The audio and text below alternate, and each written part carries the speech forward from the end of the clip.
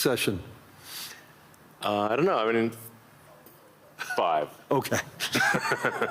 So good afternoon, everyone. It's great to see everybody here. It's been an amazing week here in Davos. Hopefully everybody saw that we are having conversations here. Hopefully everybody agrees. There are some conversations that we may disagree. There's many conversations that we may have agreed, but through those conversations, and I think today's result with a peace agreement earlier today, the World Economic Forum is here to have those conversations, to have understandings, and also resolution. So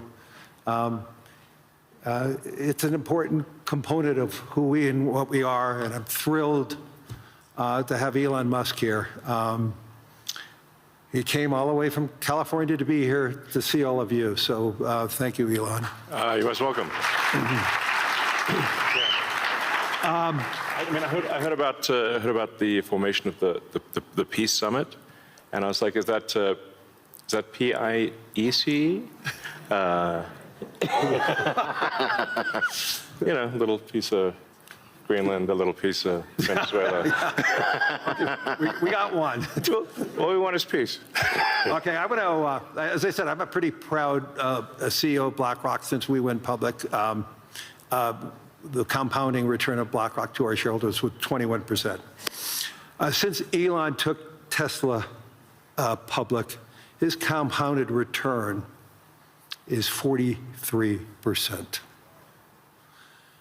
This is just another advertisement for everybody, especially for Europeans. This is why more citizens should be investing with growth, investing with their countries. Imagine if a lot of pension funds invested with Elon when Tesla went public, and how much return would all the pension funds that invested side by side with Elon and the growth. So a spectacular return. There's very few companies. Well, I don't think there's any other company as large as Tesla today that has that compounded return. So congratulations. Oh, thank you. It's a good measurement. Well, we have an incredible team at Tesla, and that's the reason. So I want to get into the dirt, the meaningful component about technology, the possibilities. I want to talk about AI and robotics, energy, space, and the progress ultimately coming down to engineering discipline, scale, execution.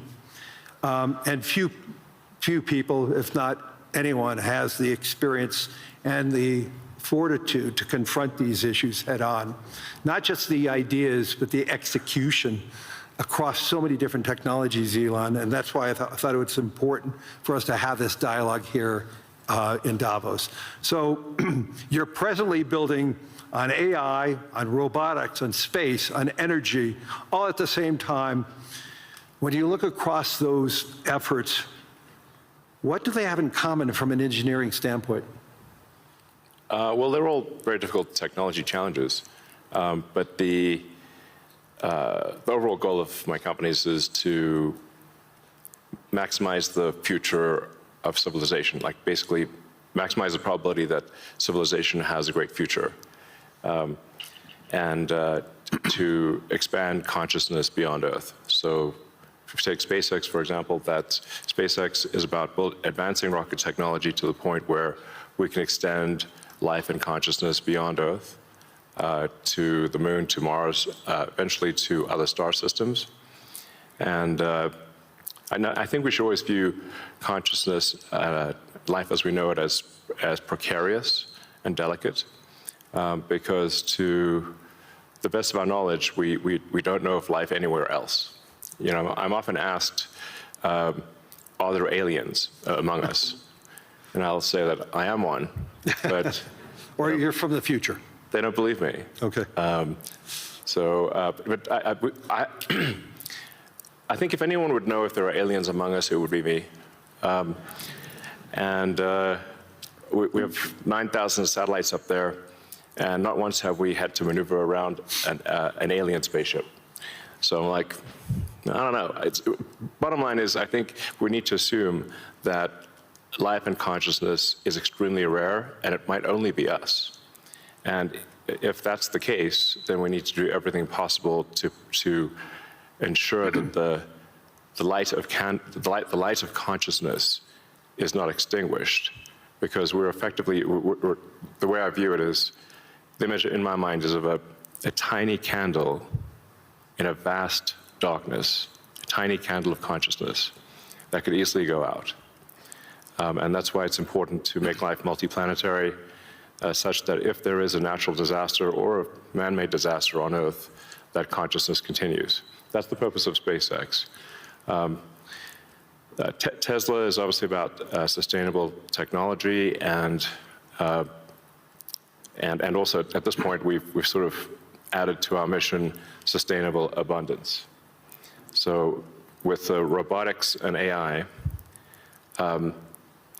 this is really the path to abundance for all. If you say, people often talk about solving global poverty, or essentially how do we give everyone a very high standard of living.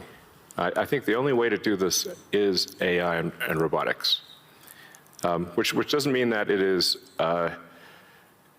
without its issues. I mean, we need to be very careful with AI. We need to be very careful with robotics. We don't want to find ourselves in a James Cameron movie, Terminator. He's great movies, love his movies, but we don't want to be in Terminator, obviously.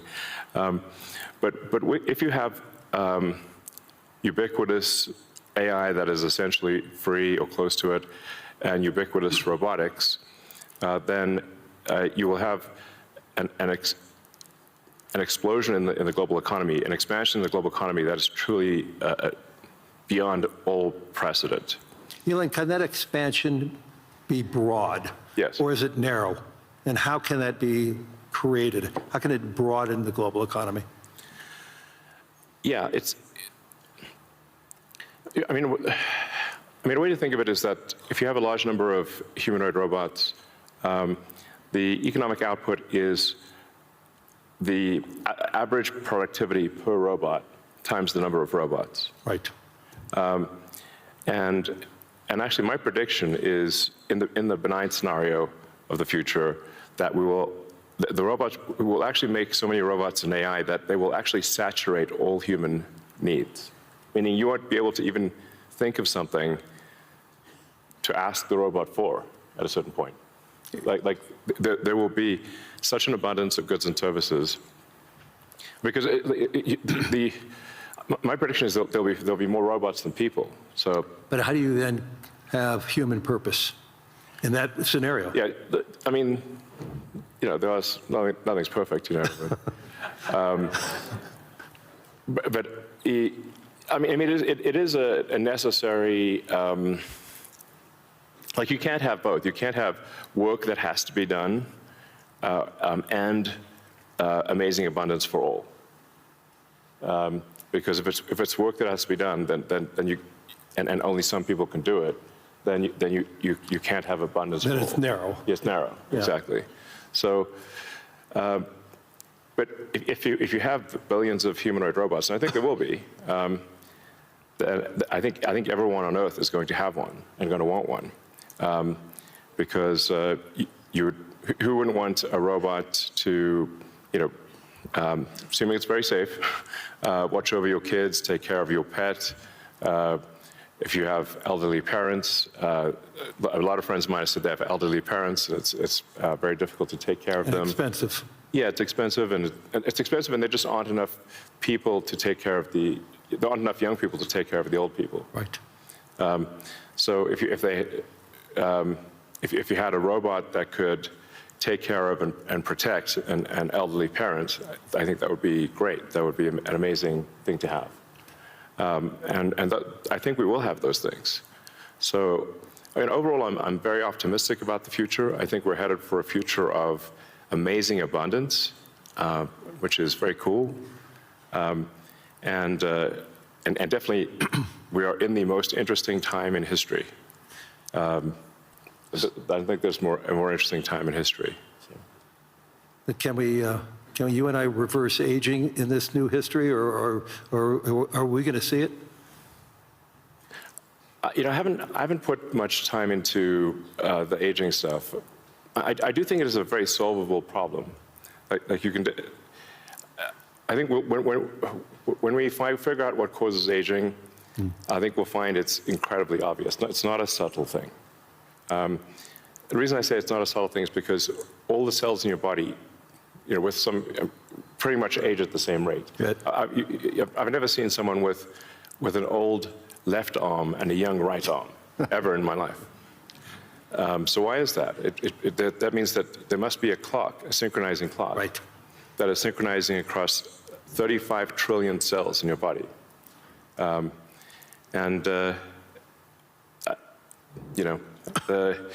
There is some benefit to death, by the way. It's like there's a reason why we don't actually have a longer lifespan, because if people do live forever for a very long time, I think there's some risk of an ossification of society, of things just getting kind of locked in place, it just may become stultifying, just not lack vibrancy. But that said, do I think we'll figure out ways to extend life and maybe even reverse aging? I think that's highly likely. I'm looking forward to that. Yeah. In the future that you talk about, the AI models, autonomous machines, rockets, depends on massive increases in compute, massive increases in energy, expensive energy, manufacturing scale. What are the bottlenecks to get there? And then, once again, with all that expenditures, again, how can we make sure that it's broad and not narrow?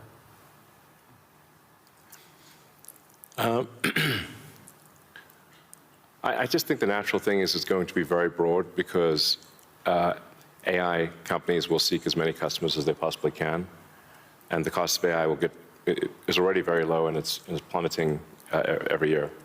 I mean, the cost of AI is almost meaningfully changing on a month-to-month basis. There's open models now everywhere. Yeah. Yes, there's open models. And the open models only lag, they're maybe a year behind. Right. The sort of closed models. So I think the AI companies will seek as many customers as possible, which means they'll provide AI to the world. But the cost of getting to there, the compute, the chips, the fab, the powering, that to me, what are the those are huge. The limiting factor, yeah, I think the limiting factor for AI deployment is fundamentally electrical power. It's just, right, it's energy. Yeah. I mean, we're seeing the rate of AI chip production increase exponentially, but the rate of electricity being brought online is 3%, 4% a year, max. Yeah. It's clear that we're very soon, maybe even later this year, we'll be producing more chips than we can turn on. Except for China. China's growth in electricity is tremendous. They're building 100 gigawatts of nuclear as we speak. Actually, solar is the biggest thing in China. So I believe China's production capacity on solar is 1,500 gigawatts a year, and they're deploying over 1,000 gigawatts a year of solar. Now, for continuous solar load, you divide that by roughly, 4 or 5. Call it that's around 250 gigawatts of steady state power paired with batteries. And that's a very big number. That's half of the average power usage in the US. Right. So US power usage on average is 500 gigawatts. Right. China, just in solar, in solar like that can provide steady state power, and batteries can do half of the US electricity output per year just with solar. Solar is by far the biggest source of energy. And actually, when you look beyond, or even on Earth, but certainly beyond Earth, the sun rounds up to 100% of all energy. This is an important thing to consider.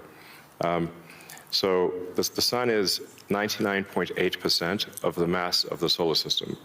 Jupiter is about 0.1%, and everything else is miscellaneous.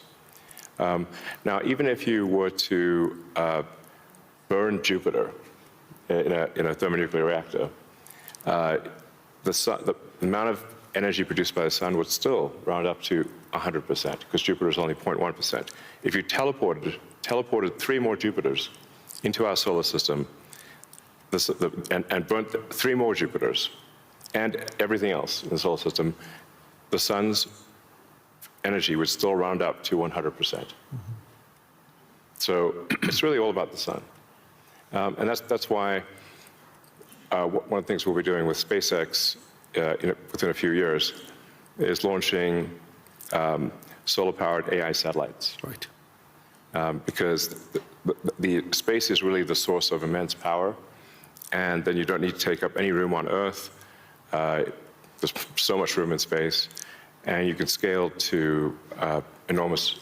I mean, you can scale to, I think, ultimately hundreds of terawatts a year. You and I have had these conversations before, but why don't you tell the audience, what would it take for the United States, and what type of geography would it take to have that solar field to electrify the United States? And then let me ask a question, why aren't we doing it?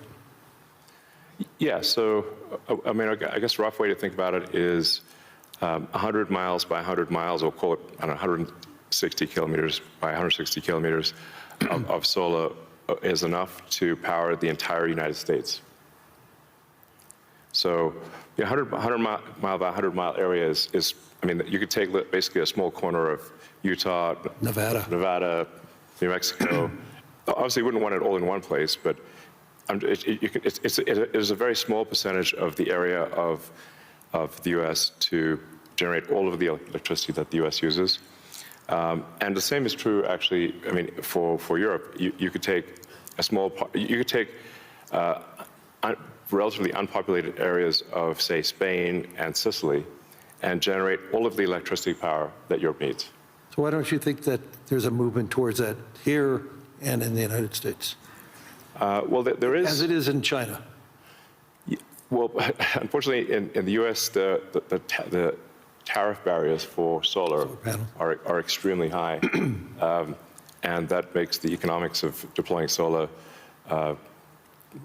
so artificially high, because China makes almost all the solar, What would it take for Europe or the U.S. to build it commercially, if it's that scale?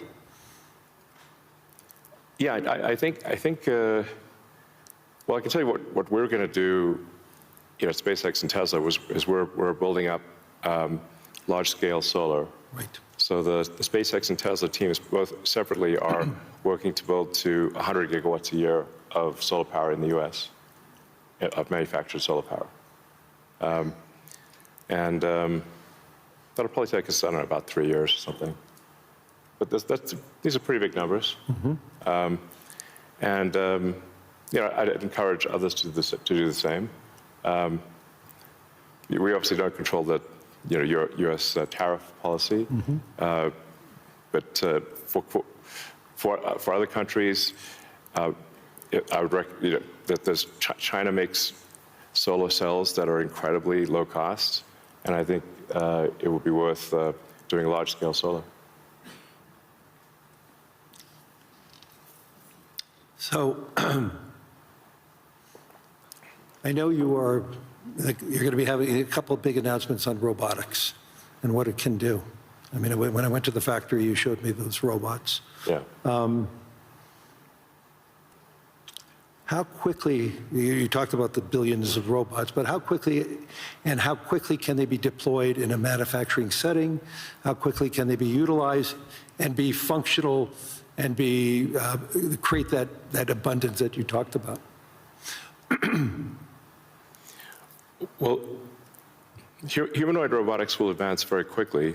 I think we do have some of the Tesla Optimus robots doing simple tasks in the factory. We expect probably later this year, By the end of this year, I think they'll be doing more complex tasks, but still deployed in an industrial environment. And probably sometime next year, I'd say that by the end of next year, I think would be selling humanoid robots to the public. That's when we are confident that it's very high reliability, very high safety, and the range of functionality is also very high. You can basically ask it to do anything you'd like. You're already seeing that in Tesla cars, the software changes that you're doing. And what is it, every quarter now, a software change that upgrades the ability of the robot within the car? Yes, the Tesla Full Self-Driving software, we update it sometimes once a week.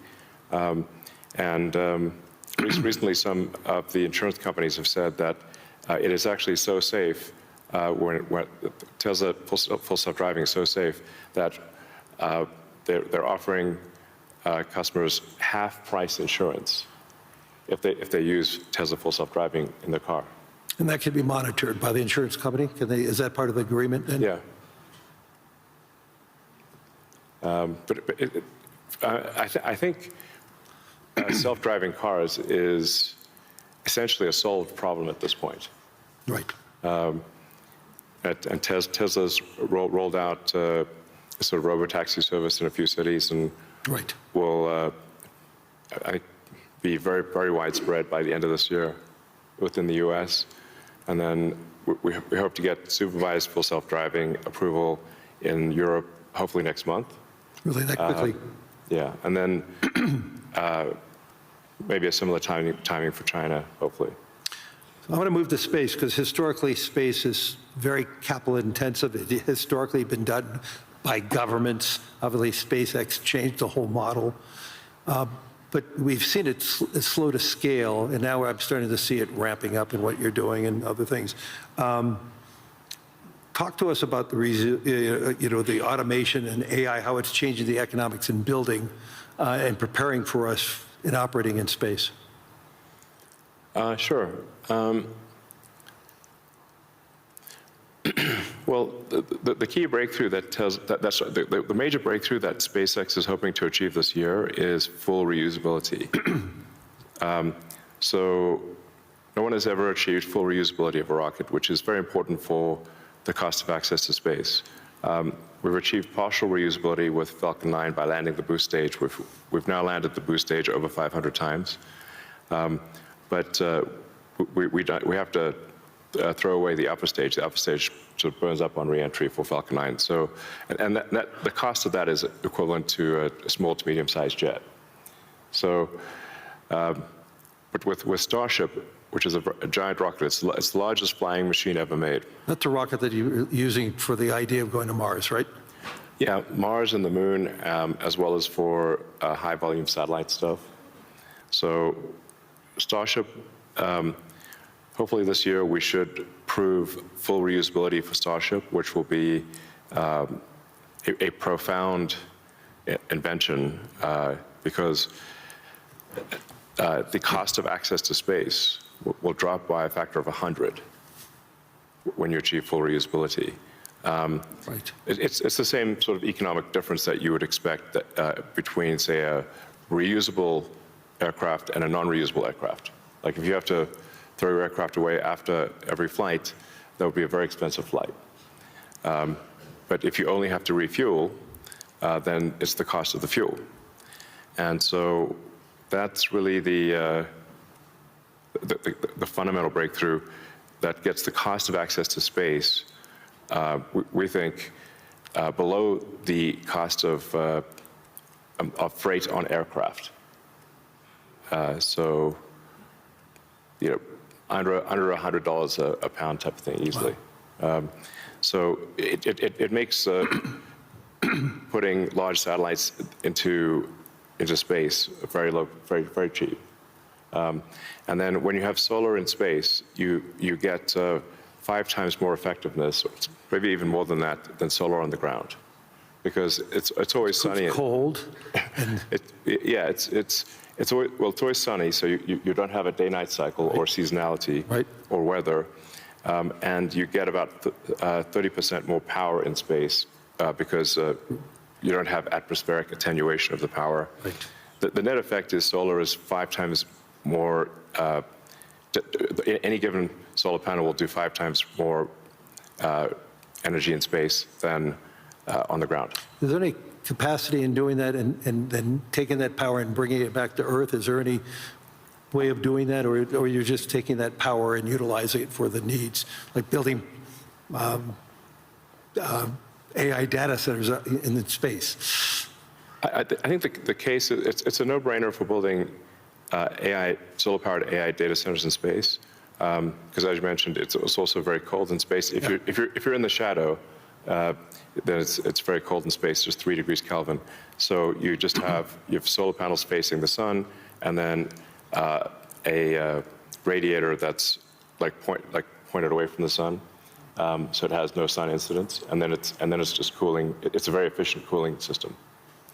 So net effect is that the lowest cost place to put AI will be space, and that'll be true within 2 years, maybe 3 at the latest. Wow. So looking 10 or 20 years out, how would you describe success with AI or space technology, and where do you see it? Are you more certain what's going to happen in the next 3 years, or 5 or 10? I don't know what's going to happen in 10 years, but the rate at which AI is progressing, I think we might have AI that is smarter than any human by the end of this year, and I would say no later than next year. Wow. And then probably by 2030 or 2031, call it 5 years from now, AI will be smarter than all of humanity collectively. We only have a number of minutes left, but I want to humanize you for a second. So there's no speculation that you're... Make a joke about peace. Right. I want to... I would frame this question by, you are the most successful entrepreneur, industrialist in the 21st century, maybe beyond. I want to really get this, what inspired you? Who's inspired you? What was the foundation of your curiosity? And importantly, was there an aha moment, an epiphany at any time in your life and career? Well, as a kid, I read a lot of science fiction, sci-fi fantasy books. Yep, we talked about that. And comic books, and I always liked technology. I didn't expect to be where I am today. That seems incredibly implausible. But I was inspired by reading about books about the future, about science fiction, and I guess I want to make science fiction not fiction forever. At some point, turn science fiction to science fact. We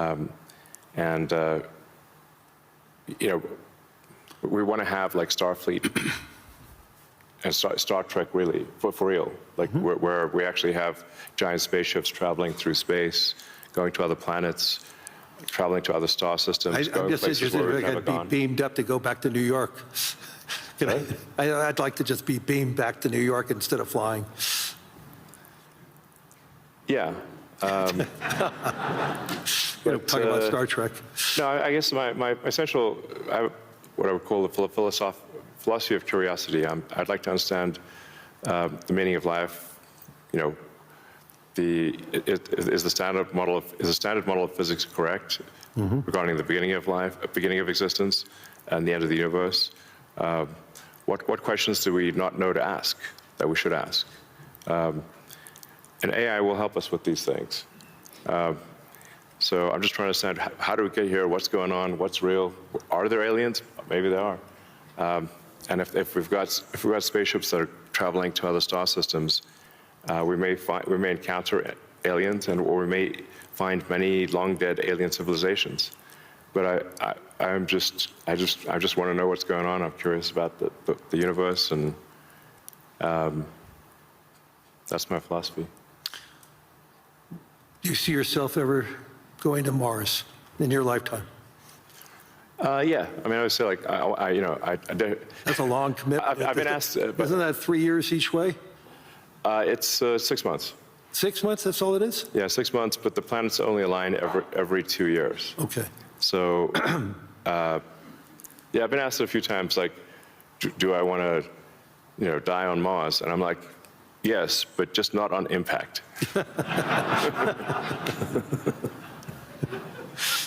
That's a good answer. Anyway, we're out of time. Hopefully everybody enjoyed this. There's so many myths around Elon Musk. I could tell you he's a great friend, and I constantly learn so much from him. And I'm totally inspired by what he has done.